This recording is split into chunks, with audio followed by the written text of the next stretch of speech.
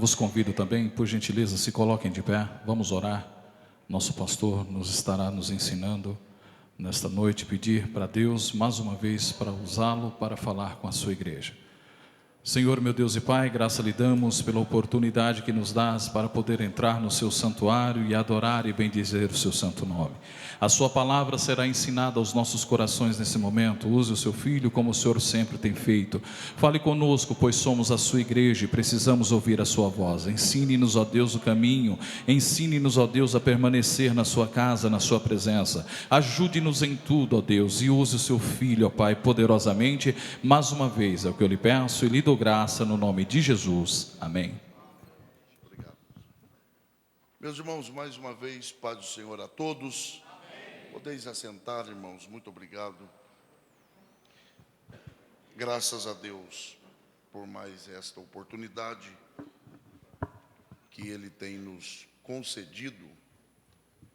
E que bom que nós temos procurado aproveitar cada uma dessas oportunidades.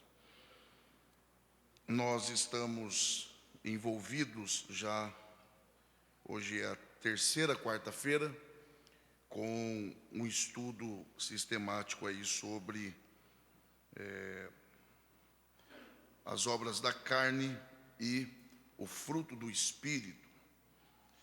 E, obrigado. Na primeira parte nós falamos um pouco sobre a carta, aos Gálatas, na qual se encontra o tratado de Paulo sobre esse assunto.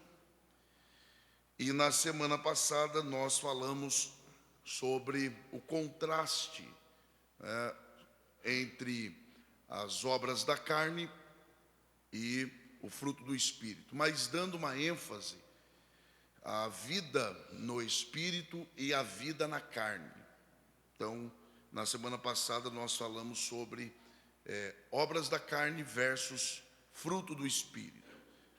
Para que hoje, então, querendo Deus, nós comecemos a tratar, propriamente dito, sobre as obras da carne, para que, então, avancemos até chegarmos naquilo que a Bíblia chama de fruto do Espírito. Vamos ler a palavra do Senhor, lembrando que na primeira parte nós lemos vários versículos, depois lemos uma parte, que foi do versículo 16 ao 18, e hoje nós leremos Gálatas capítulo 5, do versículo 19 ao 21, que é onde encontram-se aí listadas as chamadas obras da carne. Gálatas capítulo 5, do versículo 19 ao versículo 21. Os irmãos que encontraram, por favor, digam amém. Amém. A palavra do Senhor diz assim: porque as obras da carne são manifestas, as quais são adultério, fornicação, impureza, lascívia, idolatria, feitiçaria, inimizades, contendas, ciúmes, iras, pelejas, dissensões, heresias, invejas, homicídios, bebedices, glutonarias e coisas semelhantes a estas, acerca das quais de antemão vos declaro, como também já antes vos disse, que os que cometem tais coisas não herdarão o reino de Deus. E os que podem, digam amém. Amém. É uma leitura bem simpática, né? Só que não. No entanto, é parte de uma jornada que nós estamos, ou com a qual nós estamos envolvidos. E é preciso muito cuidado na tentativa de entendermos não só o significado destas obras da carne, como a sua forma de manifestação e as motivações de Paulo em nomeá-las e enumerá-las. Então, lembremos que nós vimos anteriormente o forte contraste que existe entre uma vida vivida no Espírito e uma vida vivida na carne, que foi exatamente o que nós tratamos na semana passada.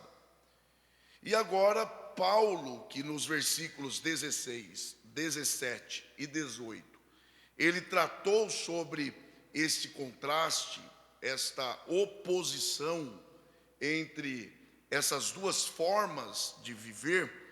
Ele volta agora nos próximos versículos, a começar aí no versículo de número 19, a evidenciar esse contraste, mas agora dando aí nomes, né?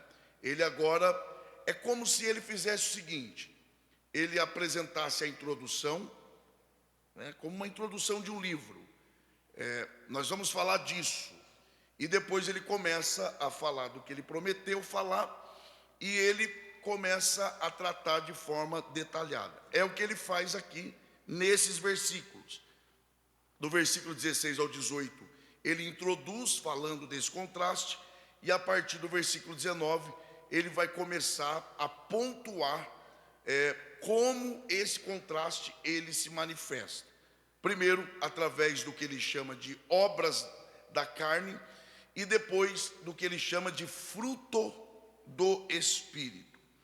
E aí, assim que ele termina de falar sobre as obras da carne, no versículo de número 21, acredito, ele dá uma sentença. E esta é uma sentença pesada, porque ele diz que ele declara, como antes já tinha dito, que os que cometem tais coisas, isto é, essas que ele apresentou anteriormente, não herdarão o reino de Deus. Então ele é claro, ele é taxativo, e ele não é nada político, ou nada politicamente correto. Ele diz: quem anda praticando estas coisas não herdarão o reino de Deus.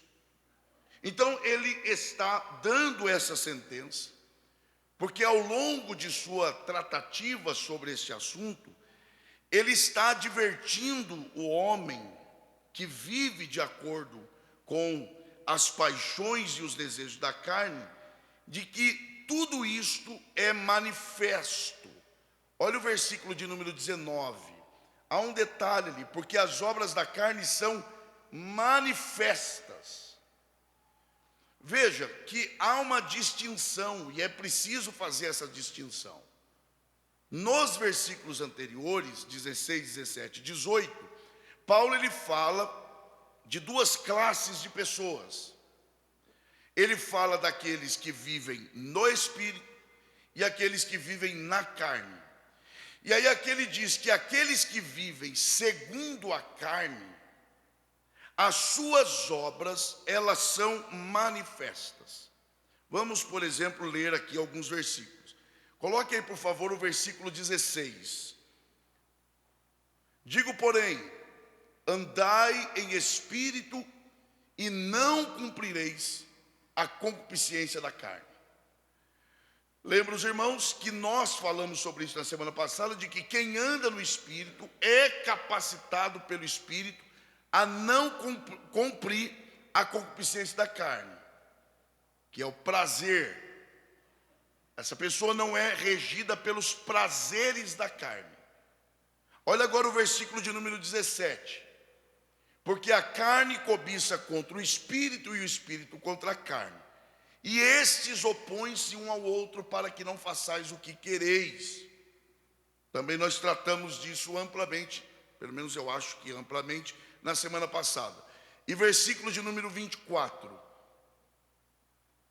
E os que são de Cristo crucificaram a carne com as suas paixões e concupiscências.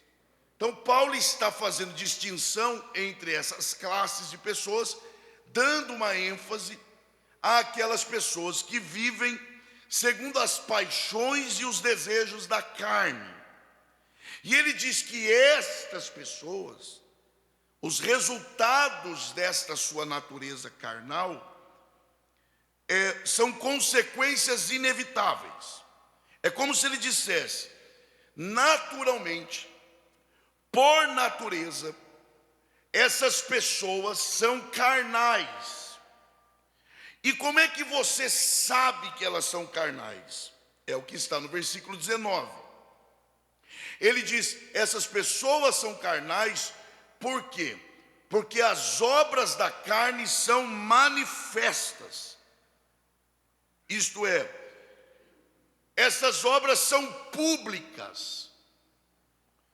Elas não são obras escondidas. Elas são práticas visíveis. Elas são práticas que, nós vamos ver daqui a pouco, elas lentamente vão se tornando comuns para a pessoa. Então aquilo que ela, introdutoriamente aqui, aquilo que elas tinham até receio de praticar, e por isso praticavam às escondidas, à medida que elas vão praticando, isso vai se tornando público e ela vai também aceitando aquilo como algo normal. Por isso Paulo usa a expressão, as obras da carne são manifestas. A expressão manifestas aqui é públicas. Então, não são obras escondidas, porque a pessoa é carnal. E aí, vejam, há um contraste quando você percebe a expressão obras da carne com fruto do Espírito. Obras é uma coisa totalmente voltada para aquilo que nós fazemos, para aquilo que nós praticamos, para aquilo que é totalmente visível. Ira, porfia, divisão, inveja, impureza sexual, tudo isso é obra, é manifestação pública, ao contrário de fruto, que aí não é uma coisa instantânea, não é uma coisa tão visível assim, não é algo tão público, é algo que vai se desenvolvendo, vai crescendo, e crescendo inclusive numa dimensão e numa esfera que nós não vemos. Então Paulo está trabalhando exatamente isso. E aí ele começa, para nós adiantarmos aqui, ele começa a não só enumerar, como ele começa a nomear essas obras, chamadas obras da carne. E é no mínimo interessante, e aí eu fico bem em paz, porque fica claro de que esta não é uma agenda do pastor Elias, esta é uma agenda da Bíblia. Porque alguém pode pensar, o pastor Elias só fala contra essas coisas. Não, não é que eu só falo contra essas coisas, é que a Bíblia fala contra essas coisas. E aí é a Bíblia, é Paulo que começa, e ele já começa listando as 3 primeiras obras. E não é à toa que Paulo, ele começa esta lista enorme do que ele chama de obras da carne, tratando sobre questões relacionadas à satisfação sexual. Não é no mínimo interessante, de chamar a atenção? Com tanta coisa para falar, ele abre a lista falando sobre questões relacionadas à satisfação sexual. E aí, por abrir a lista desta forma, parece que isto é uma espécie de clímax da depravação. Porque se ele está tratando sobre obras da carne, e aí ele tem um receio de não ter falado de todas, e ele diz, e coisas semelhantes a essas. Ou seja, se escapou alguma, aqui não escapa nenhuma. E com tanta coisa para falar, ele introduz falando sobre questões sexuais. Porque dá a entender que este é o clímax da depravação do homem. E este pecado, que envolve a impureza sexual, é um pecado que é contrário ao 7º mandamento. E vejam, quando Paulo fala sobre essas 3 expressões relacionadas à satisfação sexual, ele não está falando apenas sobre atos vulgares. Não, ele está falando sobre pensamentos. E nós vamos ver já. Ele está falando sobre palavras. Então não é só o ato. Não é só. Não, eu não pequei porque eu não fiz. Mas pensou, falou, conversou sobre. Então, para Paulo, e aí eu me dirijo até aos obreiros, por isso que é bom pregar em série, porque não parece que você está criando coisas, está seguindo uma ordem do que a Bíblia está dizendo. E Paulo está deixando claro de que não é só o ato, mas é também os pensamentos. Pastor, e como que a gente domina o pensamento? Não, ninguém domina pensamento. Você não domina o pensamento no sentido de, por exemplo, o seu pensamento ele é assaltado por algo. Quando ele é pego, até aqui tudo bem. É o que você faz com isso daqui para frente que determina se isso é pecaminoso ou não. Então há um limite, mas o que Paulo quer dizer com pensamentos impuros é a alimentação da imaginação, do pensamento. E aí, eu tenho que dizer isso, no mundo virtual e marcado pelas redes sociais, esse é um tipo de pecado extremamente comum. Porque trabalha com a imaginação, o mundo da fantasia. E a impressão que dá é que isso é menos pecado do que o ato. E Paulo diz que não. Pecado é pecado. É isso. Então, para Paulo, pensamentos, palavras, ações, tudo relacionado a esses pecados, ou de natureza desse tipo de pecado, Paulo começa a tratar. Agora, por que Paulo começa tratando sobre esse assunto? Poxa, Paulo, com tanto assunto para tratar, você já viu? Não, mas não, porque tudo bem, é pecado, mas falar mal dos irmãos também é pecado. Tanto que ele vai falar sobre isso. Mas ele não começa falando sobre isso. E isso é significativo. Porque tem gente que tenta amenizar o problema do pecado dele falando do pecado dos outros. Poxa, pastor, eu vim aqui para isso, o de ensino é isso mesmo. É para a gente aprender o que a Bíblia está dizendo. E isso serve para todos nós. Até porque Paulo também diz que todo pecado é fora do corpo. Todo pecado é fora. Mas o da prostituição é contra o corpo. Então é maior, me parece que é mais grave.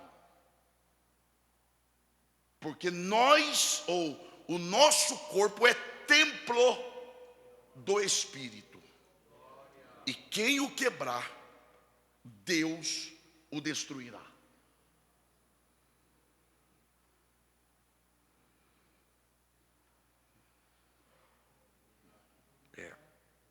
Agora, por que Paulo começa a tratar sobre isso? Paulo começa a tratar sobre isso quando você faz um estudo amplo do período em que Paulo escreve esta carta. O clima moral dos seus dias era dominado pela imoralidade, pela licenciosidade. O que eu quero dizer é que a prática sexual ilícita nos dias de Paulo não era só uma questão de prática. Ela era praticada, ela era aceita, ela era tolerada, ela era incentivada e ela era louvada.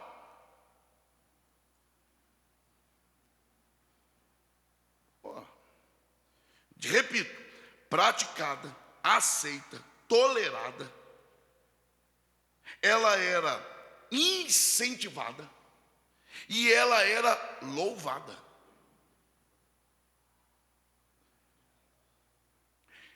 Nós ainda como igreja, que somos, eu costumo dizer que somos a última fronteira da moral, a última.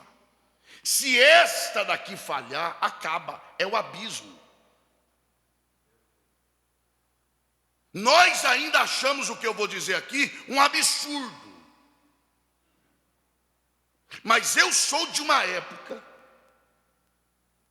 em que, para namorar, o pastor Joel vivia dizendo: quem é que vai sair com vocês? Vela.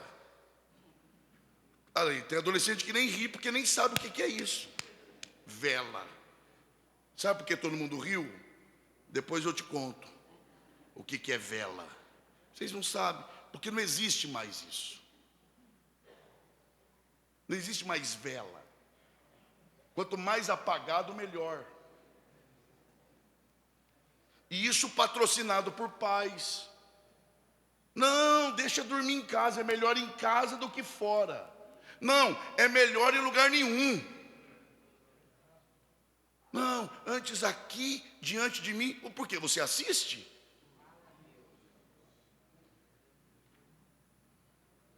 Não se assustem comigo. Nós vivemos uma época, e isso mudou, o quê? Em 15 anos. Namorado dormir na casa de namoradinha de 14, 15 anos, tornou-se normal. Isso não só é normalizado nos dias atuais, como é também patrocinado por pais e incentivado por pais, em nome de uma pseudo preocupação para que não seja fora de casa. Nós vivemos dias semelhantes ao de Paulo, em que essas práticas pecaminosas de ordem sexual, elas são praticadas. As nossas jovens certamente sofrem na escola com essa história de virgindade.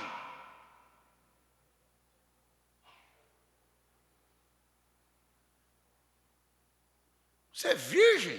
Você está louca. Existe isso ainda. Por quê? Porque isso não só é praticado, como é aceito, é tolerado, é incentivado e louvado. É normal. E nos dias de Paulo, era um modo de vida aceito naturalmente. E é por isso que Paulo sempre trata dessas questões. E aí Paulo, ele sempre é taxativo. A igreja não pode fazer acordo com estas coisas. Não existe concessão. Não existe acordo. Pecado é pecado. Ah, mas o mundo está legalizando, não tem problema. A Bíblia diz que é pecado, portanto é pecado. E não há espaço para isso ser mudado, de acordo com a palavra de Deus. E aí você decide agradar mais a Deus ou aos homens.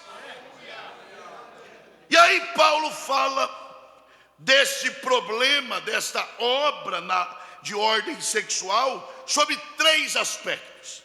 Primeiro, ele fala do que ele chama de prostituição. Não, eu estou dizendo porque prostituição tem a ver com por dinheiro. Não necessariamente. Nós vamos ver que não. Segundo, ele também fala sobre impureza. E terceiro, ele fala sobre lascívia. Porque não adianta eu chegar aqui e falar do fruto do Espírito. Porque na verdade o fruto do Espírito é o que contraria e trabalha contra essas obras. Então primeiro é preciso deflagrar essas obras. Apontar a gravidade dessas obras. E dizer que pelo poder da palavra nós resistiremos a elas. E nós as venceremos. Porque nós não somos daqueles que retrocedem, mas daqueles que avançam, e herdaremos o reino de Deus sim, para a glória do Senhor. Então ele fala primeiro de prostituição, que vem do termo porneia. Já soa pesado, porque já remete à questão da pornografia. E esta expressão porneia, na prática diz respeito a quê? Toda e qualquer prática sexual ilícita. Vamos lá, preste atenção aqui. Fornicação. Eu sei que vocês sabem, mas como diz aí, não custa lembrar. Fornicação é a prática sexual entre pessoas não casadas.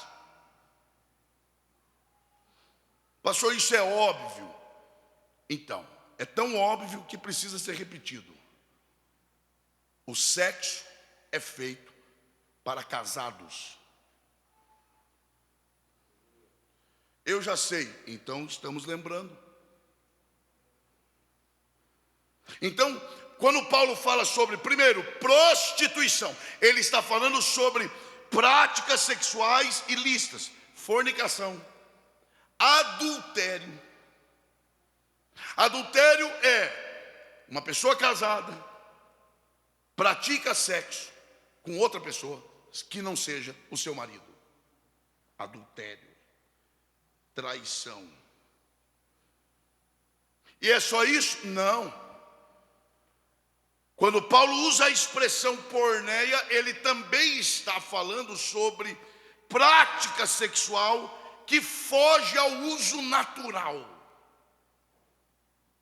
Como, por exemplo, o incesto, que é a prática do sexo entre pai e filhos. Pastor, isso é um absurdo. Pois é, estão aí tentando aprovar leis para que pais se casem com filhas.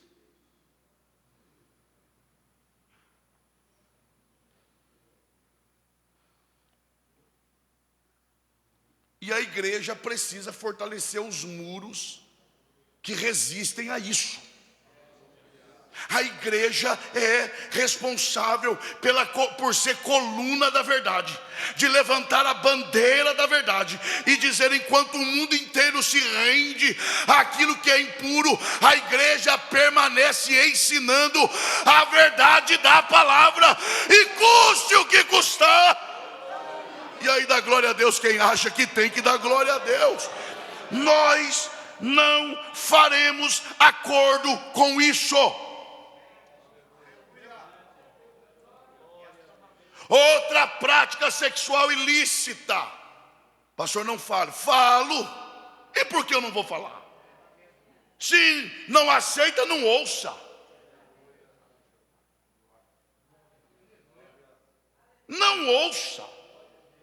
Quando eu procuro um advogado, eu procuro advogado esperando que ele me defenda com base no quê? Nas leis. Quando eu procuro um dentista, eu procuro para que ele trabalhe os meus dentes com base nas leis daquilo que ele aprendeu na sua profissão. Quando eu procuro um médico, a mesma coisa. Quando eu quero ouvir um pastor, eu procuro dentista se eu quiser. Eu procuro advogado se eu quiser. Você ouve um pastor se quiser. Agora, se vai ouvir o pastor que está representando o pastor dessa igreja, vai ouvir aquilo que está na Bíblia. Assim como o advogado legisla a partir da lei. E a palavra de Deus diz que prática homossexual é pecado, sim. Eu não concordo, não ouça. Eu sou contra, não ouça. Eu sou contra furar o meu dente para depois obturar de novo. Mas não vai lá. Fica com o dente ruim. Eu não concordo com o que o pastor fala. Não ouça e continue indo para o inferno. É simples assim. Ouve quem quer. Mas essa igreja vai continuar proclamando a verdade da palavra.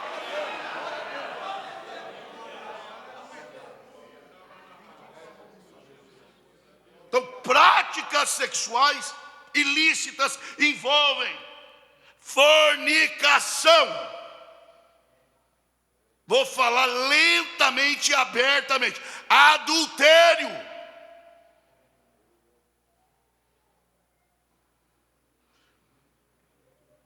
Incesto. Homossexualismo. É isso. Paulo está tratando sobre isso. Depois ele fala sobre o que ele chama de impureza. Essa expressão impureza, embora tenha relação com porneia, que é prostituição, não é a mesma coisa. Porque aqui a expressão para impureza é acatarsia, que indica o quê? Impureza moral. Impureza do quê? Preste atenção nisso. Da mente e do corpo, e que é repulsivo a qualquer homem moral. E aí eu não estou falando nem só de homens crentes, porque tem coisa que as pessoas fazem que deixam até pessoas não crentes de bem assustadas. Tem coisa que alguns que se dizem crentes deixam não crentes escandalizados. Como, por exemplo, comprar e não pagar. Imagina um crente comprar de um ímpio e não pagar. Não, pastor, mas não tem. Tem.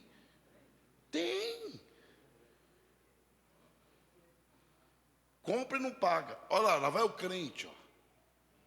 Camarada não é crente e é mais honesto do que aquele que se diz crente.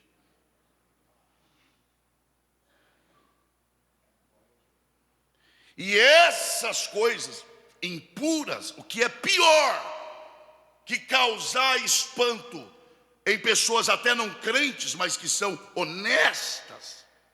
E aí eu não estou trabalhando em questão de salvação. Mas pior do que isso é que essas coisas separam essas pessoas de Deus. Depois de falar de impureza, para a gente adiantar, Paulo fala de lascívia. Meu pai. Então vai lá, prostituição, impureza, e ele fala de lascívia. E aí a expressão lascívia aqui é azeugeia. O que quer dizer essa expressão? Conduta temerária, escárnio desavergonhado. Eu gostaria que você atentasse para isso, porque isso é importante.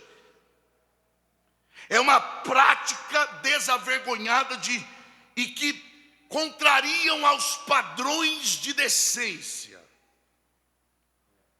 e que contrariam inclusive o respeito próprio, sem considerar o direito dos outros.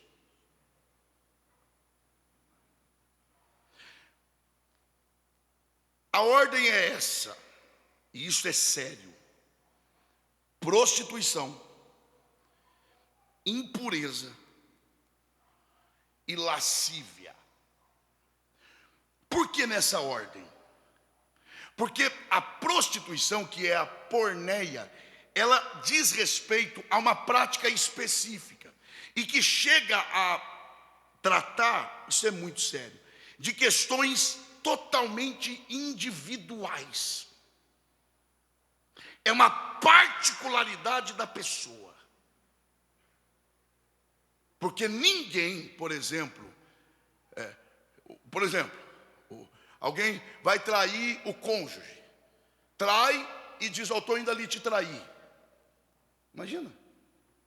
Não, é o seguinte, dá licença, eu vou ali e já volto. Vai aonde? Vou te trair ali e já volto. Porque se fosse assim, nem traição teria. Porque as pessoas caem no engano de que estão enganando, achando que são tão boas que enganam. Então, Paulo, ele é tão inspirado pelo Espírito que ele coloca nessa ordem. Vai lá: prostituição, impureza e lascívia. É a mesma ordem lá do Salmo 1. Começa individual, depois vai ampliando e depois é na totalidade. É o que Paulo está fazendo aqui. Quando ele fala de prostituição, ele está falando de algo específico e totalmente íntimo. É só da pessoa, só ela sabe. Só ela, e ela esconde aquilo.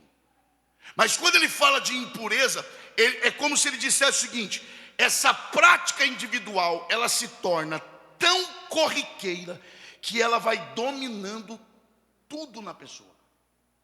A mente, o coração, a alma, o jeito de olhar, o jeito de falar. Porque agora ela começa a ser tomada pela impureza. E se não tratada, se torna o que agora? Lascívia. Que daí já não se contenta mais em ser uma coisa só dela. Ela agora começa a perturbar os outros com a própria impureza. Como? Provocando sentimentos carnais na outra pessoa. Porque isso é lascívia. O que é então lascívia? É procurar ou produzir, a partir de um comportamento inadequado, produzir sentimentos carnais em outras pessoas. Porque ela já não se contenta, é porque é uma questão de contaminação. Começa na individualidade, é um vídeo. E não começa com um vídeo inteiro, é Reels. É pequenininho. É uma frase, e é só ela ali. Daqui a pouco não dá mais, porque vai tomando a mente, vai tomando o corpo. Ela vai se contaminando toda. Essa pessoa vai se contaminando ao ponto, não, agora eu quero produzir isso nos outros. Isso é contaminador. Isso vai dominando tudo na pessoa. E daqui a pouco ela começa a se vestir para chamar a atenção do outro. Ah, mas eu me visto para mim. Fica se olhando em casa então. Mas não, ela se veste pensando no que os outros vão pensar. Ela se veste pensando no que vai despertar no outro. Mas Paulo está dizendo: você que pertence e deseja herdar o reino de Deus, tem que fugir dessas coisas. E o caminho para isto é: alimente o teu espírito, alimente a tua alma com a palavra de Deus. Quem está entendendo a voz do Senhor, levante a mão e adore ao Senhor nesta noite. Oh, glória a Deus. Oh, glória a Deus. Agora é claro, isso tem que ocupar a nossa mente. O que é que tem que ocupar a nossa mente? A preocupação com o afrouxamento da moral. Converse com uma pessoa não crente, mas honesta. Eu conheço.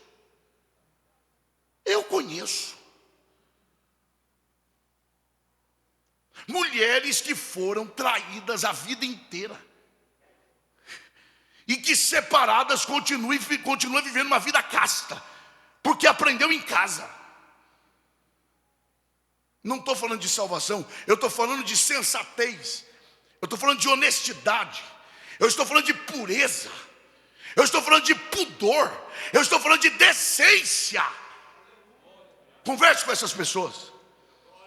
E essas pessoas dirão: eu me preocupo com a imoralidade do mundo. E como é que tem crente que não se preocupa?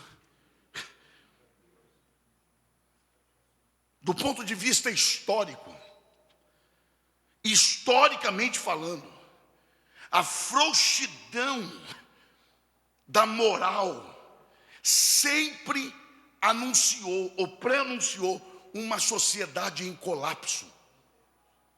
Não há sociedade que aguente imoralidade sexual por muito tempo.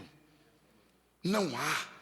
Porque quando os valores nesta área são negociados, nas outras áreas também. Porque quem negocia nessa área, negocia na outra.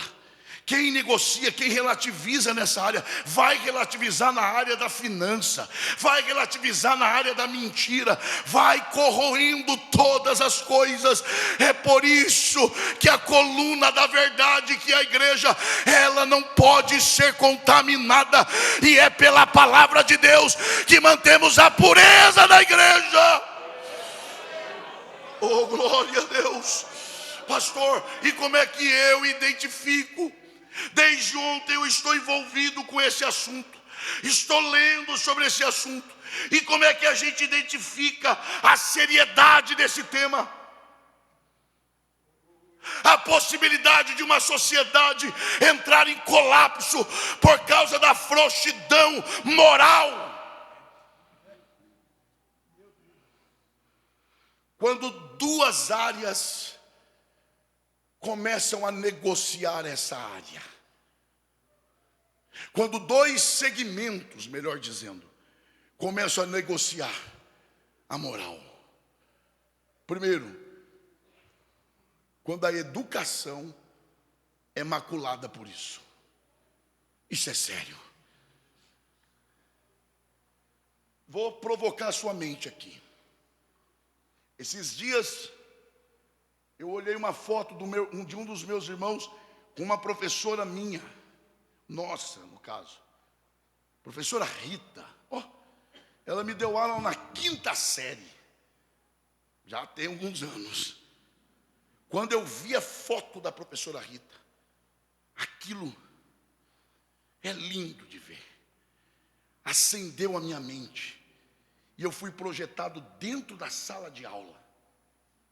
Lembrei da lousa com giz, e eu espirrando com renite por causa do giz. E quando apagava aquele pó, e ela era professora de geografia. Eu não lembro nada de geografia, mas do pó. Mas a sensação é maravilhosa dessas pessoas que fizeram parte da nossa construção. Aí esses dias encontrei com esse meu irmão, ele falou: viu a foto que eu tirei com a professora Rita? Sim, e ela me passou o contato da professora Vileide. Aí me deu dor, porque era de matemática. Mas é uma dor prazerosa, porque você lembra da sua infância, da sua adolescência. É a força da educação.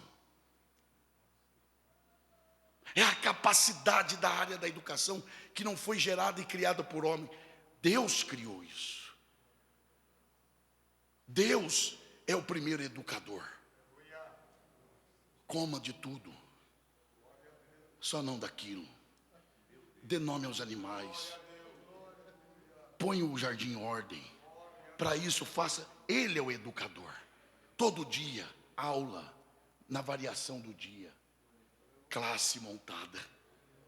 Professor presente, alunos presentes. Deixa eu conversar com você. Ele é o educador por excelência. Se a educação for tocada, tudo será tocado. Imagine as nossas crianças na mão de um educador depravado.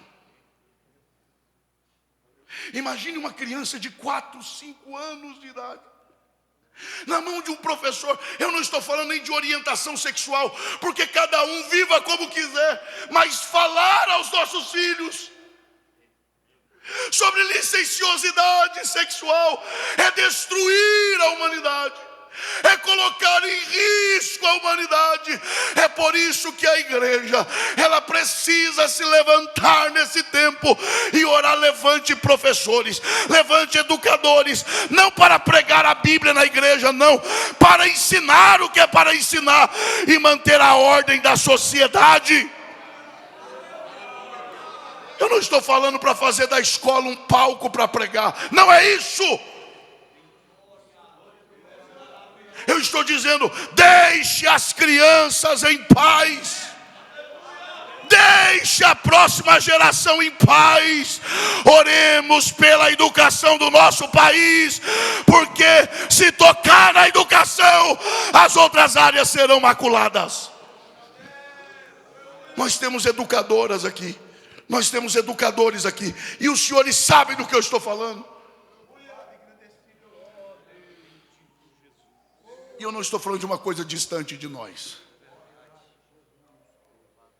Quando a educação é maculada pela imoralidade sexual, luz amarela acesa e piscando, perigo à vista. Essa é a primeira esfera. A segunda é quando líderes religiosos começam a tolerar. Aí esquece. Eu gostaria que você encarasse isso com seriedade.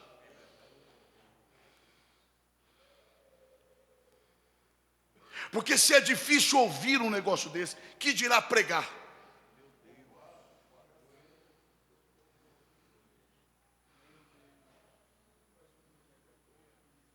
A penúltima fronteira da depravação de uma sociedade no que diz respeito a questões sexuais é os educadores. E a última são os líderes religiosos, que começam a dizer: isso valia para aquele tempo, o mundo hoje é outro. Releia a Bíblia, reescreva, atualize a Bíblia. Líderes religiosos que falavam em nome de Deus e que agora estão tolerando, negociando. É só mais uma prática. Vai, segue a vida, tome ceia normal, isso não tem problema, está perdoado. Tratando com banalização. Quando toca os líderes religiosos, é o fim. É o fim. Pastor, e qual deve ser a resposta da igreja nesse tempo? Como é que a gente responde?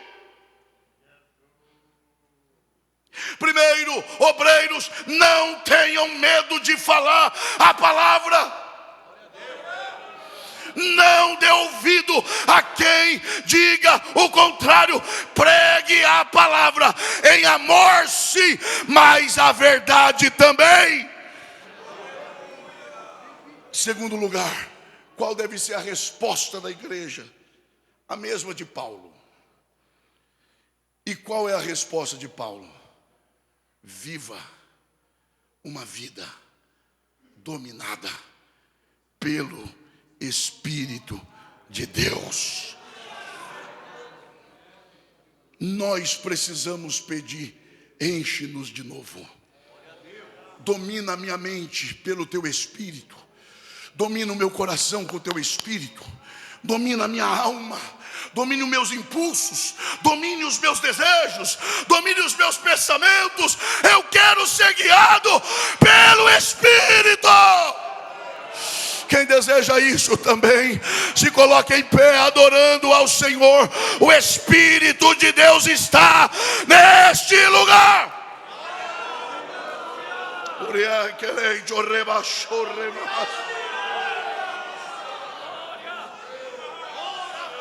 Nós vamos orar aqui.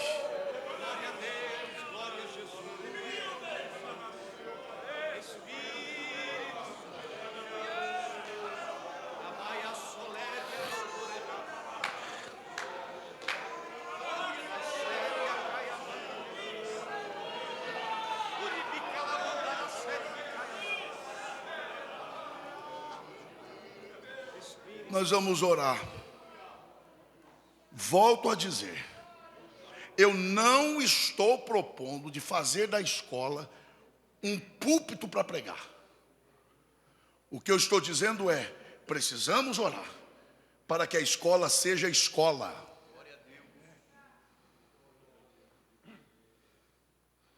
É isso. Nós vamos orar aqui pelo Brasil. E olha só, e vamos nos despir dessas ideologias, seja de lá ou de cá.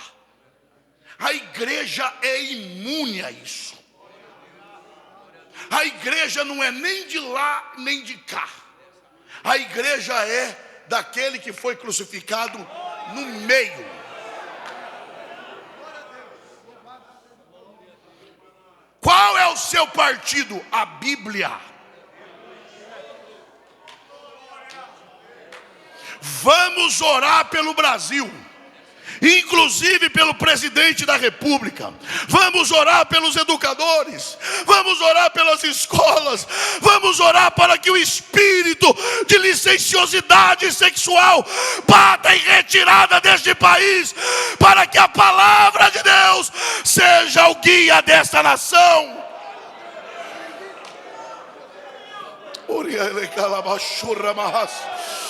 Voltemos a chorar pela pureza da igreja. Voltemos a chorar pela pureza dos nossos jovens, pela pureza dos adolescentes, pela pureza das crianças.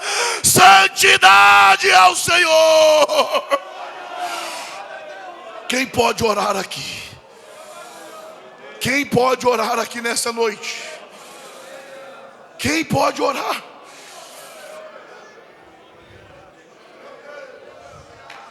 Será que todos podem orar? Sem depender de alguém orar no microfone. Ore aí no seu lugar. Ore pelo Brasil. Ore por São Paulo. Ore por Mogi das Cruzes.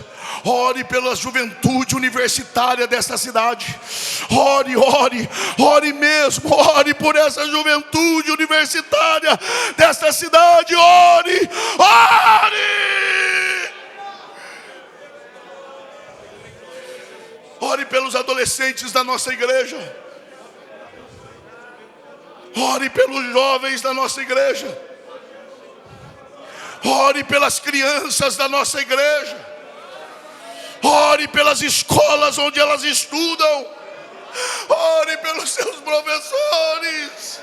Igreja do Senhor, oremos pela santidade dessa nação.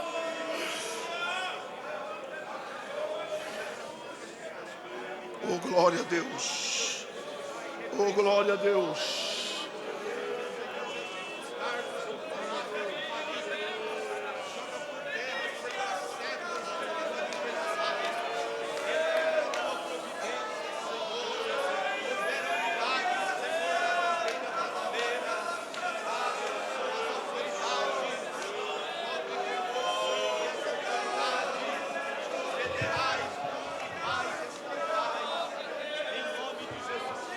Espírito Santo de Deus, Clamamos a Ti, Espírito Santo, nesta noite. Converte o nosso coração a Ti e sejamos convertidos, Espírito Santo, a começar pelas nossas vidas que aqui estamos, Senhor. Toma o nosso país com a Tua presença, nos purificando de todo o mal, Senhor. Guarda nossas crianças, Senhor. Guarda, Senhor, os nossos jovens. Pai querido, toma nas Tuas mãos as nossas vidas com poder e autoridade e graça, que nós possamos buscar graça do alto, Senhor, para pregar a Tua palavra. Senhor, nos ajuda, nos dá sabedoria, Senhor, do alto, porque a nossa não é suficiente, ó Pai, para alcançar, ó Deus, o que Tu queres operar, Senhor, na humanidade, Senhor. Ainda tem, Senhor, os remanescentes, Senhor, nessa terra, e o Teu Espírito, ó Deus, ainda habita no meio de nós. Pai querido, nos socorre, derrama a Tua graça, o Teu poder, a Tua misericórdia, Senhor. É o que nós Te pedimos, ó Pai, em nome de Jesus. Amém.